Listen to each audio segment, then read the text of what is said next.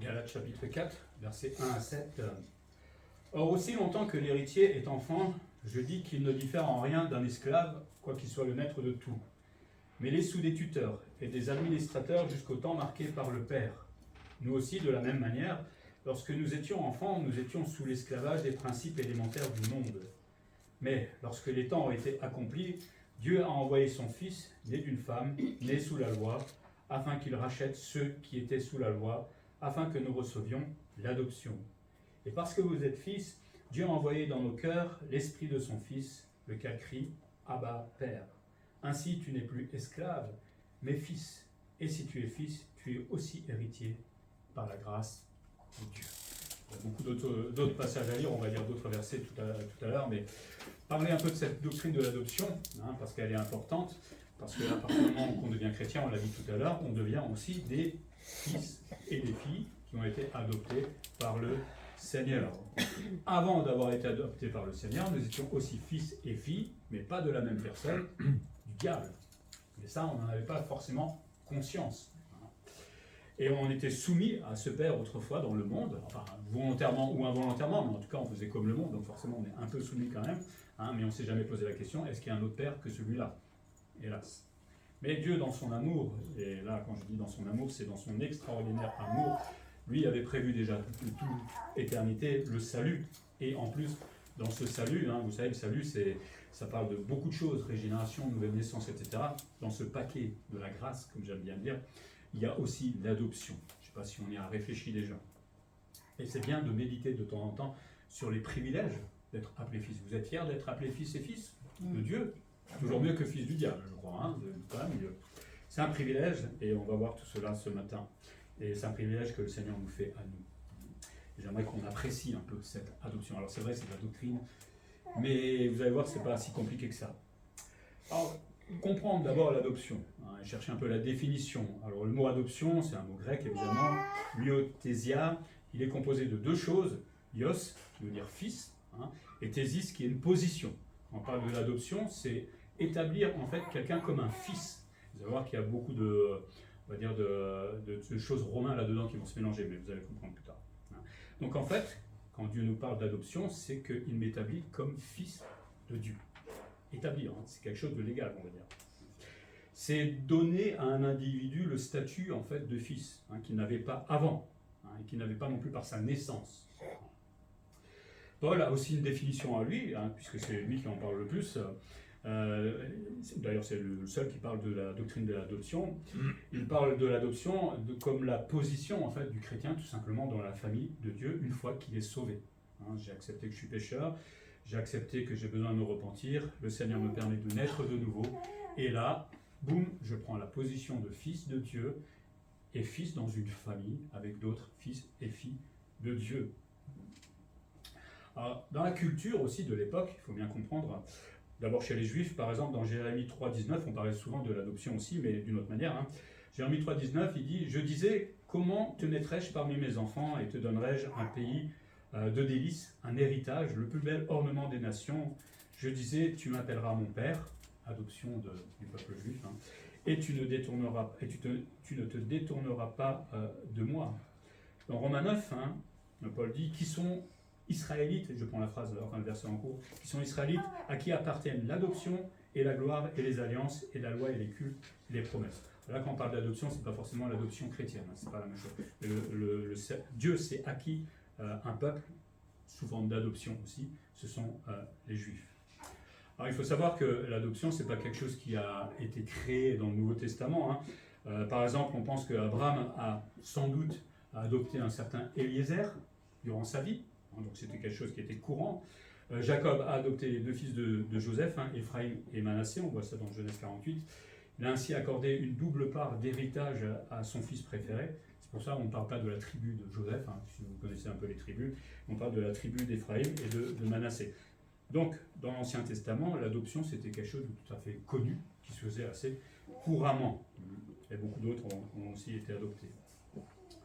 Les fils qui ont été adoptés, quand ils étaient dans la nouvelle famille, ils recevaient les mêmes droits en fait que les enfants de la famille. C'est pas parce qu'on n'était pas directement de la famille, À partir du moment que j'étais intégré, j'avais les mêmes droits que l'autre, qui est vraiment de la famille. Hein. Un point, c'est tout. C'était comme ça, c'était la règle. Même si on peut réfléchir en disant oui, mais lui a été adopté devant la loi, or de dire autre chose que ça. Les Juifs eux-mêmes, on l'a vu tout à l'heure, se considéraient comme un peuple adopté par Dieu. Alors le problème est qu'ils sont restés un peu focalisés sur l'aspect national. Hein. Souvent les Juifs pensent que comme ils sont de la nation juive, Dieu les aime, etc. Alors Dieu les aime, ça c'est clair, mais ils ne sont pas sauvés pour autant. Ce n'est pas le fait d'être juif de la nation qui me permet de me dire que je vais au paradis, loin de là. Alors, il y a des Juifs qui sont sauvés, heureusement. Hein. Mais ça, le Seigneur va s'occuper d'eux vers la fin. Chez les Romains, dans la culture romaine, l'adopté occupait aussi une grande place en fait, dans la législation. Hein. Pareil que pour les Juifs, l'enfant acquérait tous les droits d'un fils légitime quand il était adopté. Et quand il était adopté, il portait le nom en fait, du père adoptif. Hein, il oubliait l'ancien et il prenait le nouveau. Celui qui était adopté devenait aux yeux de la loi romaine, et c'est là où c'est marrant, comme une nouvelle créature. Intéressant. Hein. Dans l'idée de l'adoption, celui qui était adopté était une nouvelle créature parce qu'il prenait une nouvelle famille, parce qu'il avait un nouveau nom. Non, ça vous rappelle quelque chose? Ben voilà, on voit d'où vient la relation. Il était, on pourrait dire, comme né de nouveau, puisqu'il vivait là dans une nouvelle famille. Ça nous rappelle Romains 8, 14 à 16. Car tous ceux qui sont conduits par l'Esprit de Dieu sont fils de Dieu. Et vous n'avez pas reçu un esprit de servitude pour être encore dans la crainte, on l'a vu tout à l'heure, mais vous avez reçu un esprit d'adoption par lequel nous crions Abba, Père. L'Esprit lui-même rend témoignage à notre esprit que nous sommes enfants de Dieu. Donc cette histoire de nouvelle naissance, c'était pas, on fait bien la différence dans l'adoption, on va dire classique, et spirituelle, c'était pas tout à fait la même chose, mais dans la culture, quand Jésus parlait de nouvelle naissance, c'était pas quelque chose qui n'était pas compréhensible en fait. Pareillement, nous aujourd'hui, nous sommes sauvés et nous naissons de nouveau pour intégrer une nouvelle famille. Alors pour mieux comprendre aussi l'adoption, tout cela, enfin quand Paul y parle, il a une toile de fond évidemment. Hein. C'est la vie gréco-romaine. Par exemple, il y avait des couples qui n'avaient pas d'enfants, et souvent il y a des enfants qui étaient seuls, qui vont adopter un enfant. Mais ils le faisaient parce qu'ils avaient envie d'un héritier. Hein, si on n'a pas d'enfant, c'est vrai qu'il n'y a pas d'héritier. Si en plus on a une fortune, mais là, en fait, j'ai adopté quelqu'un et légalement, il devenait l'héritier de la famille. C'est pratique, entre guillemets. D'autres parents se séparaient aussi de leurs enfants. Ça, c'est un peu moins drôle, mais à l'époque, on mangeait peut-être pas assez, ou on ne pouvait pas donner à manger à ses enfants. Et donc, il était d'usage, parfois, avec beaucoup de larmes, j'imagine, et de tristesse, mais il valait mieux les donner à une famille qui les adopte, pour qu'ils mangent à leur faim, qu'ils puissent grandir, plutôt que de les voir mourir devant ses yeux, parce qu'on ne pouvait rien faire.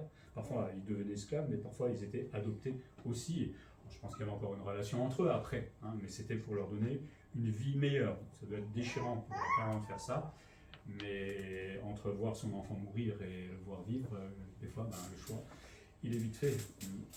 Et une fois que l'enfant était adopté, les parents biologiques n'avaient plus aucun droit, en fait, sur l'enfant. Vous pouvez le voir, je pense. Hein. Mais ils n'avaient plus aucun droit, puisque tous les droits maintenant revenaient à la famille qui venait d'adopter. C'est un peu comme avec nous, le diable, autrefois notre père. Nous sommes adoptés par Dieu, le diable n'a plus aucun droit sur nous, parce que Christ nous a adoptés, parce que le Père nous a adoptés. On faisait une cérémonie aussi, hein, je ne sais pas exactement comment ça se passait, et il y avait là une cérémonie pour annoncer les privilèges de l'adoption. Hein. Donc lors de cette cérémonie, on conférait au fils adoptif tous les droits d'un fils biologique. Je ne sais pas comment ça se faisait, il devait y avoir un petit blabla qui devait se faire, mais celui-là qui était complètement, on va dire, qui ne connaissait pas la famille, maintenant adopté, va profiter de tous les privilèges de la famille. Il est le fils biologique de cette famille.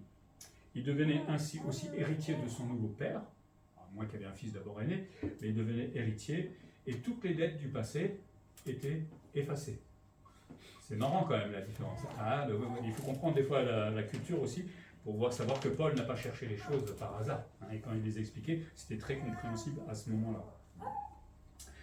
Pour la loi, le fils adopté devenait donc fils du nouveau père dans un sens totalement littéral. Hein, vous étiez le nouveau père, le nouveau fils du père qui était là.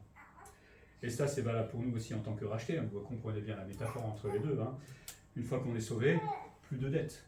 Hein, tout a été effacé et on est entièrement confié au Père Céleste. Et Satan, des fois, nous réclame, entre guillemets, essaie de nous tenter, mais le Père nous dit, non, non, il m'appartient maintenant, tu n'as plus aucun droit sur lui. Et c'est formidable ça, hein. Merci Seigneur, parce que si c'était autrement, ça serait compliqué. Donc pareillement, Dieu a adopté tous ceux qui sont nés de nouveau par l'effet de la grâce. Et quand on parle de grâce, on pense aussi à l'adoption. C'est tellement important cette adoption, et de le connaître et de la savourer, entre guillemets, hein, ou de la contempler au moins. La Bible nous parle donc de l'adoption du chrétien. Cette adoption a été pensée de toute éternité. Dieu ne s'est pas dit, ah, hein, je suis pris de court, Adam a péché, Ève ont péché, qu'est-ce qu'on va faire? Est-ce qu'on va... Non, de toute éternité. On voit ça dans Éphésiens 1,5, si mon truc veut bien. Nous ayons prédestinés dans son amour à être ses enfants d'adoption par Jésus-Christ selon le plaisir de sa volonté. C'est un plaisir pour Dieu de nous adopter. Hein. Ce n'est pas un grand travail pour lui, mais il l'a fait. Mais il a pensé à moi avant même que je sois né. Il s'est dit un jour, parce qu'il sait que ce Emmanuel qui va faire beaucoup de bêtises au début, va m'accepter un jour. Et il a dit, celui-là, il va faire partie de ma famille.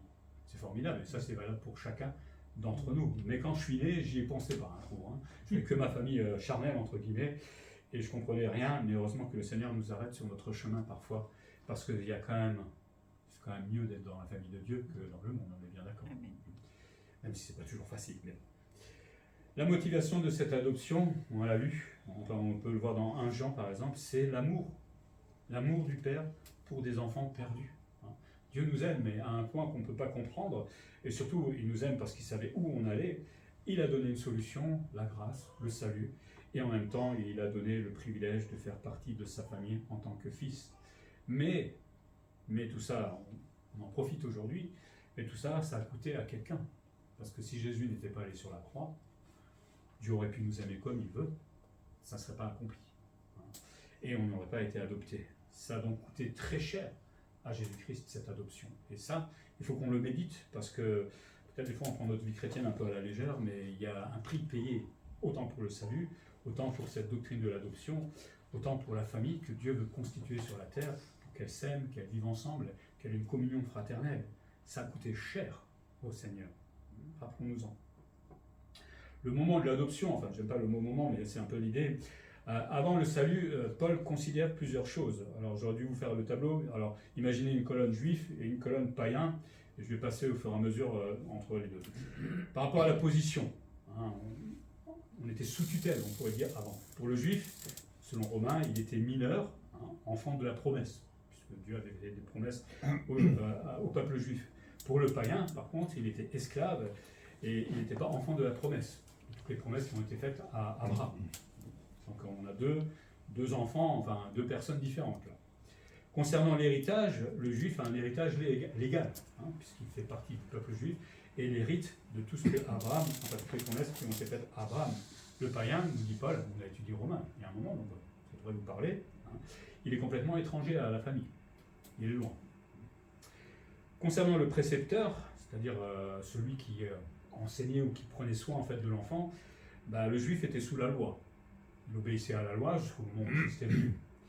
Par contre, on l'a vu tout à l'heure, le païen, lui, il était sous les principes élémentaires. Il ne connaissait pas la loi, peut-être qu'il entendait de loin, mais il y avait des petites choses qu'il connaissait. Hein. Vous savez, c'est très bien que voler, c'est pas bien. Hein. Il n'y a pas besoin de réfléchir très longtemps. Tuer, c'est pas bien non plus. On n'a pas besoin que Dieu nous le dise, enfin, sauf à certains, hélas, mais bon. Donc encore là, une différence. Par le rachat, le juif a été affranchi de la loi, et donc de ses tuteurs, hein, la loi, et le païen, lui, a reçu la paix, hein, on a vu ça dans Romains, parce qu'il gémissait autrefois dans l'esclavage. Vous voyez les différences. Et par l'adoption, en fait, les deux se réunissent. Hein. Les deux ont obtenu le statut légal de fils de Dieu. Aujourd'hui, quand un juif se dit « je suis sauvé parce que je fais partie des juifs », c'est faux. Ça n'a rien à voir. On voit dans Galates aussi que la vraie descendance d'Abraham, c'est ceux qui sont de Christ. Il faut qu'il soit sauvé. Il faut qu'il soit né de nouveau et qu'il ait accepté Jésus-Christ dans sa vie pour faire partie de cette famille, de tous ceux qui ont été adoptés. Donc, beaucoup de différences peut-être à un certain moment, mais ensuite, tout cela se réunit. Deux parcours différents, mais le même résultat, l'adoption. C'est génial quand on y réfléchit un petit peu. Par l'adoption, donc, les deux ont obtenu le salut et le statut légal de fils de Dieu, comme on l'avait vu tout à l'heure dans la culture. Hein. Aujourd'hui, je suis vraiment légalement, spirituellement, enfin, tous les mots qu'on peut mettre en ment à la fin, fils de Dieu, et personne ne peut rien y faire ou me l'enlever, ce privilège. Évidemment, l'adoption, elle intervient au moment du salut. Hein. Dans Romains 8, 15, il est dit « Vous n'avez point reçu un esprit de servitude pour être dans la crainte, mais vous avez reçu un esprit d'adoption par lequel nous crions, hein, Abba, Père. » Vous avez déjà crié Abba, Père? Dans les moments difficiles, oui, je pense à un Père, j'ai besoin de toi, mais je pense que le Seigneur serait même honoré qu'on le fasse quand tout va bien. On a tendance à oublier de l'honorer de cette manière-là et de nous souvenir qu'il est notre Père et tout ce qu'il a mis en place pour l'être. Donc croire en son nom nous permet de devenir enfants de Dieu. Alors évidemment, il ne s'agit pas que de croire, on sait, il faut se repentir, reconnaître qui on est, nos péchés. Et l'adoption a donc pour base la justification, je vais expliquer ce que c'est, et la régénération. Là encore, les choses se rejoignent dans le paquet grâce. Hein, quand on parle d'adoption, il faudra aussi parler de justification. La justification, c'est quand on est déclaré juste devant Dieu. J'aime prendre l'image du tribunal, hein, je suis devant Dieu, à cause de mon péché, Dieu me dit je suis condamné à mort, l'enfer m'attend, tout simplement. Jésus rentre là-dedans, il dit Père, je vais mourir à sa place. D'accord? Dieu dit oui, ok. Et Dieu me regarde et dit tu es déclaré juste, tu peux sortir maintenant du tribunal, j'ai plus aucune accusation, parce que toutes les accusations sont tombées tout simplement sur Jésus-Christ. Et je sors là, justifié, comme je dis souvent, j'ai mon petit diplôme à côté du trône de Dieu, et personne ne peut aller monter là-haut pour dire ah non, mais t'es sûr que t'es sauvé? Je suis déclaré juste devant Dieu. Et puis on est régénéré en même temps, on est nettoyé, hein, parce qu'il y avait du nettoyage à faire chez moi, je pense que chez chacun d'entre nous. On devient une nouvelle création, hein, et toutes les choses derrière sont passées. C'est formidable hein, quand on y pense. Et tout cela, ça se fait en même temps avec l'adoption. Parce que si je ne passe pas par la justification ou la régénération, si je ne suis pas sauvé, je ne peux pas être adopté.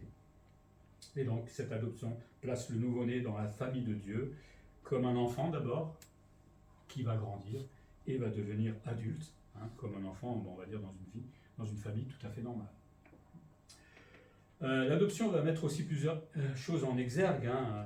Si on lisait, il faudrait lire beaucoup Galates, mais bon, prenez le temps une fois de le lire en entier. Je sais que c'est pas toujours simple, mais faites-le une fois d'un trait, et puis après, essayez de réfléchir. Mais il y a beaucoup de choses là-dedans. La loi est donnée pour révéler le péché. Hein. Dieu, au départ, a donné la loi pour que l'homme se rende compte que quand Dieu dit « tu ne tueras point », quand il le fait, mince, c'est pas bien. La loi révèle mon péché, et donc je découvre que j'ai péché. Alors, la suite que Dieu voudrait, c'est que quand je me rends compte que je suis coupable, et que je me rends compte que Dieu me condamne à cause de cette culpabilité, et bien je crie au secours. Hein, c'est normal, si on se rend compte qu'on est coupable devant Dieu et que je mérite la mort, il n'y a qu'un réflexe, normalement, c'est au secours. C'est pour ça que quand quelqu'un vous dit « je crois en Dieu », posez-lui un peu plus de questions que ça, parce que croire en Dieu, ça ne veut rien dire. Croire vraiment en Dieu, c'est se mettre tout de suite à genoux par terre et demander pardon, parce qu'on se rend compte qu'on est pécheur. Donc la loi a révélé le péché pour que nous prenions conscience de notre état, pour que nous crions à Dieu et pour qu'il puisse nous accorder tout simplement la grâce, nous conduire à Christ. C'est ce que dit globalement, on va dire, l'épître aux Galates. Donc cette adoption nous a affranchis, on l'a vu tout à l'heure, de la tutelle de la loi. La loi n'a plus rien à voir avec nous, même si on l'applique aujourd'hui, mais on n'est plus sous la loi, on est libre de la loi parce qu'on obéit à la loi. Enfin, on a la capacité de le faire aujourd'hui. Qui est parfait là? Pas moi le premier, mais on essaye, on y tend. Hein, et le Seigneur nous aide dans ce domaine-là. Non seulement on n'est plus sous la tutelle de la loi, mais on en est complètement libéré. C'est quand même bien. Hein. C'est pas qu'on est libéré dans le sens où on peut maintenant tuer, voler, etc. C'est qu'on est capable de ne pas le faire. Enfin, je ne pense pas que vous ayez tué, mais convoiter, mentir, avoir des mauvaises pensées, tout ça, c'est encore des choses qui sont là. Et la colère, hein, je pense surtout à ça, et là, il y a du travail. Mais le Seigneur nous donne la possibilité, parce que la loi, personne ne pouvait l'accomplir en entier. Hein, si vous vous placez sous la loi, Galate nous dit, eh bien, vous êtes censé obéir à toute la loi. Pas évident. Et là, nous, on est libérés, et en plus, Dieu nous donne la capacité, si on veut bien, de pouvoir obéir à cette loi. L'adoption rappelle également la séparation avec la famille d'autrefois. celle du diable, hein, celle du monde, celle dans laquelle on vivait, parce qu'on fallait bien vivre comme les autres. Hein, et là, on est complètement séparés maintenant. Vivre dans le monde, ça ne nous intéresse plus normalement en tant que chrétien. Ça ne veut pas dire qu'on ne fait plus nos courses, on ne va pas travailler, on est bien d'accord, mais on n'a pas envie de faire certaines choses que le monde fait, tout simplement. Et ça se fait naturellement quand on devient chrétien, évidemment. Ça nous rappelle également la restauration du pécheur. Hein. À partir du moment que je suis né de nouveau, que j'intègre cette famille de Dieu, que je suis adopté, je reçois des privilèges. Vous êtes héritier de Christ. Souvent, on court après les héritages d'une manière ou d'une autre, mais être héritier de Christ, c'est pas mieux, non? Parce que bon, on peut gagner 100 000 euros, 2 millions d'euros, mais l'héritage de Christ, c'est tout. C'est tout. Et moi, je suis co-héritier. La classe, quand on y réfléchit un petit peu. Alors, je ne sais pas à quoi ça va ressembler, et puis moi, je m'en fiche du matériel, entre guillemets, mais c'est quand même un privilège que Dieu nous fait. Est-ce qu'on méritait ça, honnêtement? Largement. Est-ce qu'on mérite ça encore aujourd'hui, même en tant que chrétien? Moins de là. Mais le Seigneur se plaît à partager toutes ces bénédictions. L'adoption nous rappelle également notre position en Christ et notre relation avec lui. Hein. Alors, c'est une position qui est acquise. On a l'assurance du salut, mais on ne touche pas encore. Hein. Maintenant, aujourd'hui, elle est avec le Seigneur et elle comprend maintenant ce que c'est que l'adoption. Moi, je le vois encore de loin, je l'imagine. Et quand on sera devant le Seigneur, ça sera autre chose. Ça sera peut-être beaucoup mieux. Et je n'aurai pas besoin de faire un message parce que ça sera assez clair. Il nous expliquera encore plus cela. Donc la grâce nous permet de faire partie de la famille de Dieu. Et ça, c'est un sacré privilège, comme des fils et des filles adoptés et acquis une fois pour toutes. Et ce n'est pas nos péchés, nos petits chemins, hein, des fois qu'on peut avoir dans la vie chrétienne, hein, parce que ce n'est pas toujours simple, qui vont enlever cela. Je reste toujours l'enfant du Seigneur. Par contre, il y a des privilèges, mais il y a aussi des responsabilités quand on est fils adopté. On va vivre dans de nouvelles conditions. On va dire l'adopté a un nouveau père. Hein. Le chrétien va quitter l'ancien père, Satan. On ne le reconnaissait peut-être pas comme cela, mais en tout cas, on lui obéissait d'une manière ou d'une autre. Et ce père, lui, a fait tout pour nous nuire. Jean 8, 44 dit « Vous avez pour père le diable ». Je ne sais pas s'ils se rendent compte, les Juifs, à ce moment-là. Et vous voulez accomplir les désirs de votre père. Il a été meurtrier dès le commencement et il ne se tient pas dans la vérité parce qu'il n'y a pas de vérité en lui. Lorsqu'il profère le mensonge, il parle de son propre fond car il est menteur et le père du mensonge. Et quand on se souvient un peu de notre vie autrefois, c'était ça, hélas. Hein, on vivait presque de la même manière, hélas. Mais ce père-là voulait que notre mal, sous le déguisement du bien. Et son but, c'était de l'emmener avec lui, de nous emmener avec lui en enfer. Drôle de papa, si on peut appeler ça papa. Mais aujourd'hui, on l'a dit, l'ancien père n'a plus aucun droit sur l'enfant. Il rôde, comme un lion rugissant, il tacle de temps en temps, il utilise les gens pour nous embêter, mais il ne pourra pas faire plus que ça. Et en tant que chrétien, on va rester droit dans nos bottes. Concernant le droit du fils adopté, hein, dans le monde gréco-romain, l'adoption avait une place importante, hein, vous l'avez compris. Les couples sans enfants adoptaient un fils pour devenir leur héritier, même si les parents biologiques vivent encore, on l'a dit tout à l'heure, n'avaient plus aucun droit sur l'enfant. Pareillement, le croyant, le fils adopté, privilégie maintenant de tous les droits du fils légitime, et ainsi, son ancien père, le diable, n'a plus aucun droit sur le fils qui est adopté. Aucun droit. Niet, zéro. Il ne peut plus rien faire. Il peut aller devant le trône de Dieu en disant « Ah, t'as vu Emmanuel, t'as vu ce qu'il a fait, gna, gna, gna. » Je dis « Oui, et alors ?» Alors évidemment, il faut demander pardon pour ses péchés, on est bien d'accord, mais il ne peut plus rien faire. Notre nouveau père, lui, par contre, il prend soin de ses enfants. C'est toute la différence avec notre ancien père. Et il ne prend pas seulement soin de nous, il fait pleuvoir, il nous donne à manger, et il nous aime. Et surtout, il ne va pas nous tromper au bout. C'est ça la différence. Et non seulement il nous aime, il prend soin de nous, mais il va créer avec nous une relation d'intimité. Alors ça dépend de si j'ai envie ou pas, hein, parce que Dieu ne nous force pas. Mais cette intimité, elle doit grandir de plus en plus avec le Seigneur, qui va nous conduire à devenir fort spirituellement et l'aimer encore davantage. Mais il faut la créer, cette intimité. Dieu nous aime, ça ne veut pas dire que moi, je l'approche comme il voudrait, forcément. Puis l'adopté, on l'a dit, va vivre dans une nouvelle famille. Autrefois, on était appelé enfant de colère. C'est vrai? Ben oui. Aujourd'hui, on est appelé fils et fille de Dieu. Vous préférez lequel? Je préfère quand même ça. L'adopté reçoit un nouveau nom. Alors, il faut savoir que ça aussi, c'était dans la culture romaine. L'adoption était un acte juridique qui transférait l'autorité paternelle d'une famille à une autre. Il se présente comme une vente fictive, vous voyez comme ça allait loin, effectuée par le prêteur, on appelle ça le magistrat de la Rome antique.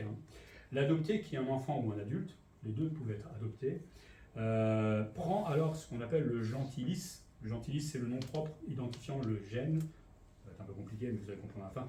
Le gène, c'est dans le système social romain, c'est en fait le groupe famille, enfin le nom du groupe familial. D'accord ? Donc il prend le gentilis de sa nouvelle famille et ajoute à ses noms un surnom formé avec son ancien gentilis. En gros, un exemple, le fils de Paul-Émile, donc son gens, c'était Amélia à l'époque, va être adopté par le fils de Scipion, qui s'appelait Publius Cornelius Scipion. Donc celui qui est adopté va prendre le nom de Publius Cornelius Scipion Aemilinus. Pas évident à dire. En fait, ils ajoutaient les noms, les noms de famille les uns aux autres, et donc ils prenaient un nouveau nom de famille. Les noms se cumulent. Pour le chrétien, c'est pareil. Quand on devient chrétien, ça veut dire qu'on est appelé maintenant Petit Christ. Alors petit, pas dans le sens minuscule, mais pas comme Christ en tout cas. Mais, je ne sais pas si vous saviez, mais au départ, dans l'Église, quand on appelait les gens chrétiens, c'était une insulte en fait. Dire Petit Christ, vous êtes minable. C'est bizarre, ça a changé aujourd'hui. Mais nous, en tant que chrétiens, on va prendre le nom de famille du Seigneur. On l'ajoute à notre nom de famille, et comme je dis souvent, on a une nouvelle carte d'identité. Il n'y a pas écrit habite à Strasbourg ou je ne sais pas où, il habite au ciel maintenant. Ça, c'est formidable, non? Il faudrait montrer ça des fois à la douane. Comment ça vous habitez au ciel? C'est écrit dans la Bible, excusez-moi. C'est écrit dans la Bible. Bon, il ne faut pas le faire, vous allez en prison, peut-être. Mais l'idée est là. Donc, l'adopté a désormais une grande famille aussi, on l'a dit. D'abord, il a un grand frère. Le meilleur des grands frères, c'est qui? Jésus-Christ. C'est le meilleur des grands frères, parce que par exemple dans Jean 27, il dit « va trouver mes frères ». Donc déjà là, Jésus se considérait comme frère dans cette grande famille que le Seigneur allait créer. Dans cette famille, il y a des frères et des sœurs. Ça, c'est nous qui sommes appelés à s'aimer, à se rencontrer, à se soutenir et à vivre comme une famille. Et une famille, ça se voit régulièrement, le plus souvent possible. Et on a besoin de vivre cette vie familiale. Et des frères et des sœurs qui doivent vivre, comme j'ai dit tout à l'heure, une vraie communion fraternelle. La communion fraternelle, c'est pas de se réunir un dimanche de temps en temps. La vraie communion fraternelle, c'est d'apprendre à se connaître les uns les autres, pour pouvoir prier les uns pour les autres, pour connaître peut-être les soucis, les joies des uns et des autres. Ça se fait dans l'église, ça se fait à l'extérieur de l'église, en s'invitant les uns les autres, en prenant un café. Enfin, il y a tellement de façons de vivre cette communion fraternelle, il faut la développer, parce qu'on fait partie de cette famille de Dieu. Et en tant qu'adopté, on possède aussi un guide, parce que si je devais être chrétien et maintenant me débrouiller tout seul, les gars, je ne sais pas où je serais aujourd'hui. On a le Saint-Esprit, c'est notre guide. Il confirme que Dieu est effectivement mon Père. Calvin disait par rapport à la filialité, cette filialité qui ont confirmé, c'est pas simple, c'est du vieux français, mais car être adopté de Dieu vient avant d'avoir car être adopté de Dieu vient avant d'avoir part l'Esprit de Dieu, le témoignage de son adoption. L'effet est le signe de la cause. L'Esprit du Christ nous pousse et nous exhorte à oser appeler Dieu Père. On n'attend pas que le Saint-Esprit nous le dise, c'est déjà clair, en fait, pour Dieu, qu'on est adopté. Il poursuit, c'est pourquoi il est certain que vous êtes enfants de Dieu. L'Esprit nous est donné pour art et gage de notre adoption, afin que nous soyons certainement persuadés de l'affection paternelle de Dieu envers nous. Il a donné le Saint-Esprit que pour nous convaincre que Dieu nous aime et qu'il est effectivement notre Père et que nous sommes bien des enfants adoptés par lui. C'est un guide dans ma relation maintenant avec le Père, dans ma relation filiale. Un guide qui est là pour me dire c'est bien, c'est pas bien, de temps en temps, parce qu'on l'attriste, hélas, et pour me corriger. C'est mon nouveau tuteur, parce qu'on avait un tuteur autrefois, c'était le diable, mais lui, fais les bêtises, vas-y, comme ça, je suis tranquille. Le nouveau tuteur, il est un peu plus sérieux, et il veut mon bien, tout simplement. Et le bien, ça passe des fois par la correction, on est obligé d'y passer, parce qu'on fait encore des bêtises, hélas. Il rappelle aussi les privilèges du fils légitime. On l'a dit tout à l'heure, il nous rappelle qu'on est co-héritier de l'héritage de Jésus. Il nous rappelle que nous allons vivre cette rédemption un jour. Il nous rappelle tellement de choses que nous allons vite oublier en tant que chrétiens, et heureusement qu'il nous le rappelle. Évidemment, ça va se faire au travers de la lecture de la Bible. Ce ne serait pas un SMS tous les jours en disant « Tu te rappelles, Emmanuel, que tu es co-héritier de Christ ?» Mais il nous le rappelle assez régulièrement, d'une manière ou d'une autre. Maintenant que je suis adopté, qu'est-ce qu'on fait? On a des responsabilités. La Bible nous dit que l'enfant de Dieu ne pratique pas le péché. Alors, attention à pratiquer. Le verbe, autrefois, quand on n'était pas chrétien, on pratiquait le péché, c'est-à-dire on le faisait sans... Les autres le font aussi, je ne paye pas mes impôts, je triche ici, je vole à droite. Pourquoi je ne le ferai pas? Les autres le font. Ça, c'est pratiquer le péché. Quand Jean dit « il ne pratique pas le péché », ça veut dire qu'il prend conscience de son péché. Et que quand il pêche, on appelle ça la chute aujourd'hui, et bien tout de suite, il veut pratiquer la justice. Quand je chute, j'ai compris que j'ai mal fait, et le Saint-Esprit me le rappelle, et je demande pardon au Seigneur, ou je pardonne aussi aux uns et aux autres. Donc, en tant que chrétien, je vais essayer d'apprendre, au fur et à mesure de ma vie, à ne plus pécher. C'est un sacré défi quand même.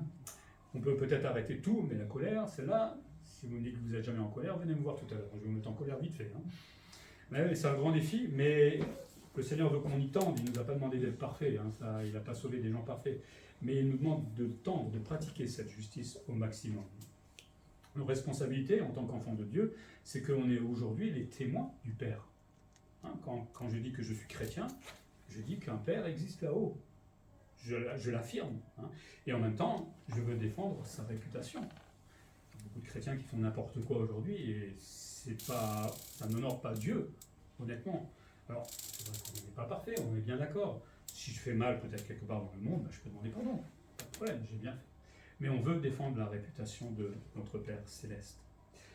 Nos responsabilités, c'est aussi qu'on est appelé à célébrer la gloire de sa grâce. Célébrer Jésus-Christ qui nous sauve, célébrer le Père. Le célébrer à la maison, c'est pas ce qu'il nous demande, c'est de le faire à l'église, dans nos réunions, qu'il nous a instituées lui-même, pour qu'on vienne l'adorer. Ça se passe au travers des rendez-vous qu'il nous donne, réguliers. Vous savez, l'église pleine, ça honore Dieu. Mais si c'est des églises vides, le païen, il rigole bien. C'est ça les enfants de Dieu? Ils sont où? Qu'est-ce qu'ils font? Ils honorent même pas leur Père. Et c'est bien triste quand c'est comme ça. L'adopté est aussi rassuré pour l'avenir. Alors quand vous ouvrez les infos aujourd'hui, j'en ai marre, c'est toujours la même chose. Tout le monde se tue, tout le monde s'aime pas, tout le monde, etc. Mais nous, en tant que chrétiens, nous, on est rassurés par l'avenir. Même si on voit qu'il y a beaucoup de choses qui se passent. Mais nous, on apprécie notre avenir. Le monde, lui, a peur de beaucoup de choses, mais nous, on apprécie notre avenir. Les prémices de l'esprit donnent un avant-goût du ciel. Dans 1 Jean 3,2, il est dit, bien-aimés, nous sommes maintenant enfants de Dieu et ce que nous serons n'a pas encore été manifesté. Mais nous savons que lorsque cela sera manifesté, nous serons semblables à lui. Imaginez, semblables à Christ. Parce que nous le verrons tel qu'il est. Vous avez déjà imaginé à quoi ressemble Jésus? Si, vous le faites sans faire exprès. On est obligé des fois de se mettre des images dans notre tête. Mais là, nous le verrons face à face. Et nous deviendrons comme lui. Et ça, forcément, ça me rassure pour mon avenir. Il y a les bruits de guerre, il y a un tas de choses, il y a la maladie, enfin il y a tout ça. Mais il faut aller au-delà de tout cela. Un jour, on rencontrera le Seigneur. Et ça nous booste. En même temps, comme on connaît notre position de fils adulte, adopté, nous savons que nous sommes héritiers. Et parce qu'on est héritier, parce qu'on sait comment avoir le Seigneur, on est un peu impatient aussi. Alors on n'est pas pressé de partir, évidemment. Moi j'aime bien vivre, je ne suis pas pressé. Mais en même temps, des fois je me dis, qu'est-ce que vit ma maman en ce moment? J'aimerais vraiment qu'elle m'envoie un petit texto là. Qu'est-ce que tu vis là en ce moment? Ah, ça serait formidable si ça se passe comme ça. On a pu retrouver le père, on a pu retrouver Paul, on peut lui parler, ça m'énerve. Jaloux un peu quelque part. Le Seigneur a son temps pour chacun d'entre nous. Mais voilà ce qui nous attend et en fait ça devrait nous pousser à la patience. Mais Dieu a un temps pour tout. Le chrétien est tourné vers l'avenir parce que la Bible nous dit qu'il attend son corps de rédemption. Un jour, vous aurez certainement le même corps, mais sans maladie, sans bobo, sans mal au dos, sans péché, sans tout ce que le monde, enfin tout ce qu'on vit dans le monde. Ça vous donne pas envie, sérieusement? Ça ferait des économies pour le médecin. Ben ouais, tout ça, c'est ce qui nous attend en tant que fils et filles adoptés. Je ne sais pas si on y pense, hein, on pense toujours à tous nos problèmes dans la vie, mais ça, c'est des choses qu'il faut aussi penser, parce que c'est des réalités, c'est pas juste un truc qu'on dit comme ça, ou que le Seigneur a mis comme ça. Et il attend aussi cette glorieuse liberté des enfants de Dieu, comme dit Romains 8, hein, c'est de vivre une fois sans péché. Vous imaginez une journée sans péché, deux, parce qu'on n'a pas toujours un péché forcément, hein, mais d'être débarrassé de ces mauvaises pensées, de ces colères, de tout ce qui nous fait mal au cœur bien souvent, de respirer d'un coup, ça c'est ce qui nous attend aussi pour l'avenir. Donc c'est quand même mieux que ce qu'on voit à la télé, non? On est bien d'accord. Moi je préfère ça, hein. Chacun son truc. Hein. En attendant, il y a une espèce de tension eschatologique chez le croyant, je ne sais pas si vous la vivez, en tout cas moi je la vis, il y a une espèce de jeu entre le déjà et le pas encore. Je m'explique, il y a une réalité acquise, l'adoption, je suis enfant de Dieu, je suis sauvé, je sais où je vais, mais ce n'est pas encore effectif. Voilà. Donc il y a une petite tension qui se fait, je sais que j'ai gagné quelque chose, entre guillemets, hein. C'est comme si vous avez gagné 1 million d'euros, mais on vous demande d'attendre pour les saisir. Bon, c'est quand même mieux que Christ, hein, on est bien d'accord, hein, mais vous voyez, c'est quand que j'ai, je suis déjà en train de penser à ce que je vais faire, etc. Là, c'est quand même un peu mieux. Mais c'est vrai que, normalement, il y a cette tension, et Paul l'avait, hein. Paul, mais s'il pouvait partir tout de suite, il aurait pris le billet et il serait parti. Hein. Et il pensait même que Jésus allait revenir de son vivant. Le pauvre, il a été un peu déçu. Mais, bon. Mais lui, on sent cette tension qu'il avait chez lui. C'était tellement vivant. Ça ne veut pas dire qu'il faisait rien d'autre. Hein, mais il y avait une réalité pour lui. Est-ce qu'on a cette réalité dans notre vie? Il y a aussi un dilemme entre cet aspect juridique de l'adoption, aujourd'hui, je suis adopté, juridiquement, j'ai mon brevet, entre guillemets, et l'adoption qui est consommée. Je sais que je suis fils de Dieu aujourd'hui, mais quand Jésus va me prendre dans les bras, je ne sais pas si on peut pleurer encore à ce moment-là, et quand il va me dire, hein, je suis content que... Alors là, c'est autre chose quand même, hein, parce que là, on vit par la foi, on imagine beaucoup de choses dans notre... Mais quand on sera face à lui, bon, je ne sais pas si je passerai dans les bras, moi je me mets à genoux, hein, tout de suite. Mais ça va être autre chose. Et là aussi, voilà, il y a un petit dilemme. Est-ce que j'ai envie de rester à vivre avec ma foi, ou est-ce que j'ai envie de... Bon, vous ne suicidez pas, hein, c'est parce qu'on est en train de dire, on est bien d'accord. Hein. Ouais. Il y en a qui détournent des fois les trucs. Mais voilà, il y a là une petite tension entre les deux, une tension qui est réelle, qui devrait nous habiter. Hein. Le chrétien ne va pas partir le lundi matin au boulot pour mon patron et tout ça, il rentre à la maison, regarde la télé, reprend le boulot. Il doit penser à ces choses-là aussi. Hein. Et ça lui fait du bien, ça le booste, ça permet d'évacuer aussi des fois tout ce que le monde nous met dans notre tête. Hein.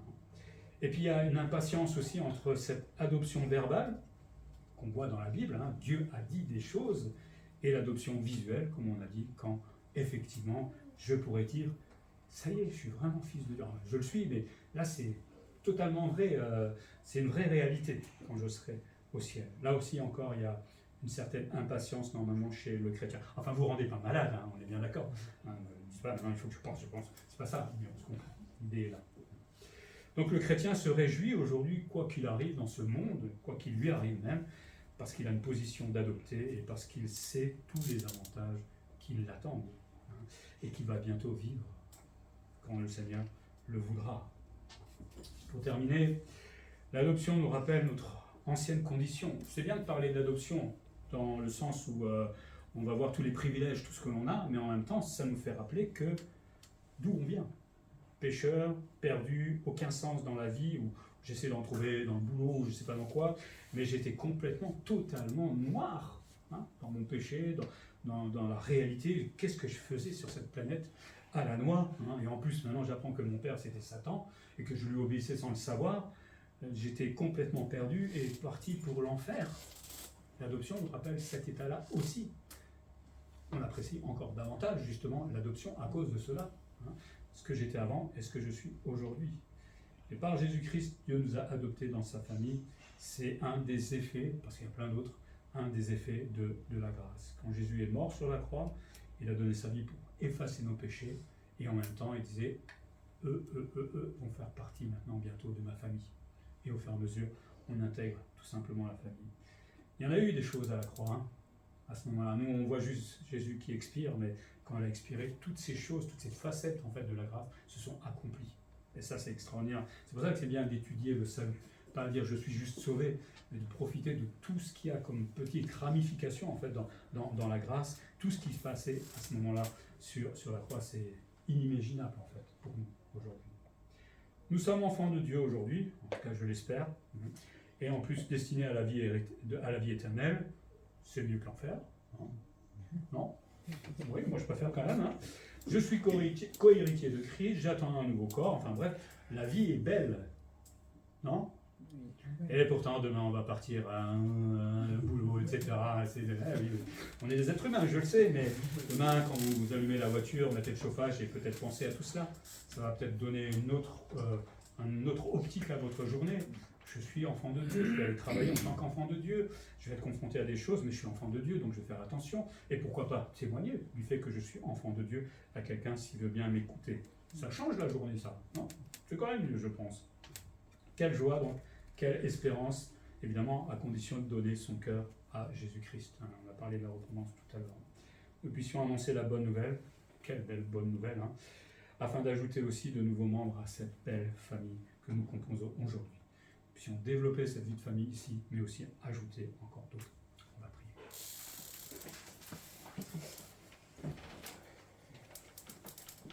Seigneur, on ne sait pas trop quoi dire en fait face à ton amour parfois et dans les facettes de cet amour quand tu as pensé à nous adopter, à nous intégrer dans ta famille, à avoir comme grand frère Jésus-Christ, en plus de pouvoir profiter de son héritage, Seigneur. C'est complètement inimaginable pour nous, même fou, carrément j'ai envie de dire, mais tu t'es plu dans ton amour à le mettre en place pour que tous ceux qui un jour prennent conscience de leur état, de leur père, leur mauvais père, le diable, puissent se repentir, accepter le salut, accepter ta grâce et profiter de tout le paquet de cette grâce. Merci pour l'adoption, Seigneur. Merci de nous avoir accueillis dans cette nouvelle famille qui est évidemment largement meilleure que l'ancienne, Seigneur, parce que toi, tu es un Père qui nous aime, tu es un Père qui ne va jamais nous tromper, tu es un Père qui va nous aider, va nous encourager, va nous reprendre, mais qui nous veut finalement que du bien. Seigneur, en tant qu'enfant de Dieu, apprends-nous à vivre un peu plus cette filialité, cette relation avec toi, à la développer, aller beaucoup plus loin encore que peut-être que nous vivons aujourd'hui. Apprends-nous aussi à vivre la vie de famille dans l'Église, Seigneur, pas de temps en temps, mais plus régulièrement, Seigneur. Apprendre à nous connaître. C'est vrai, on est tous différents, on a nos passés, etc. Mais tu le permets, Seigneur, et tu nous aideras aussi dans ce domaine-là. Fais de cette Église une famille qui vit une vraie communion fraternelle, pas juste des mots, Seigneur. Et nous nous réjouissons aussi pour l'avenir, Seigneur, en tant qu'enfant de Dieu, parce que tout est déjà accompli. On est impatient, c'est vrai, certes, on n'est pas pressé de partir forcément, mais impatient de vivre réellement toutes ces choses, Seigneur. On va simplement te dire merci, Seigneur, d'être notre Père. En Jésus-Christ. Amen.